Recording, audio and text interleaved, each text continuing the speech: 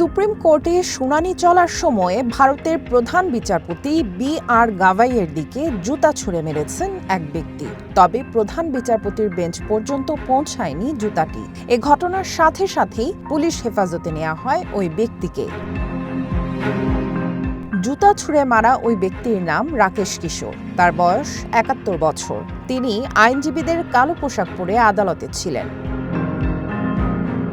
ভারতীয় গণমাধ্যম এনডিটিভিকে প্রত্যক্ষদর্শীরা জানান, সুপ্রিম কোর্টে দিনের প্রথম মামলার শুনানি শুরু করেন প্রধান বিচারপতি বি.আর. গাভাই। হঠাৎ করেই বয়স্ক এক ব্যক্তি স্লোগান দিতে শুরু করেন, ভারত সনাতনের অবমাননা সহ্য করবে না। এ সময় জুতা খুলে প্রধান বিচারপতির বেঞ্চের দিকে ছুঁড়ে মারেন। সুপ্রিম কোর্টের নিরাপত্তা কর্মীরা সাথে সাথেই তাকে আটক করে দিল্লি পুলিশের কাছে হস্তান্তর করেন। তবে জিজ্ঞাসাবাদের পর সুপ্রিম কোর্টের রেজিস্ট্রার জেনারেল তার বিরুদ্ধে অভিযোগ দাখিলে অস্বীকৃতি জানায়। এর পরপরই ছেড়ে দেওয়া হয় ওই ব্যক্তিকে। এ ঘটনার পরও উত্তেজিত হননি প্রধান বিচারপতি বি.আর. গাভাই। এ ধরনের কর্মকাণ্ডের মাধ্যমে তাকে প্রভাবিত করা যাবে না মন্তব্য করে শুনানি চালিয়ে যান তিনি।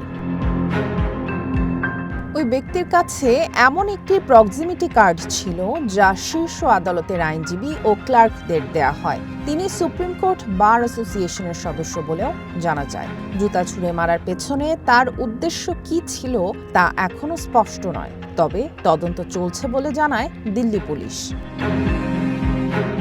হেফাজতে নেয়ার পর নিরাপত্তা সংস্থাগুলো তাকে জিজ্ঞাসাবাদ করছে বলে জানিয়েছে ভারতের গণমাধ্যম। তবে ওই ব্যক্তির বিরুদ্ধে কোনো পদক্ষেপ না নিতে প্রধান বিচারপতি নিজে নির্দেশ দিয়েছেন বলেও জানায় এনডিটিভি।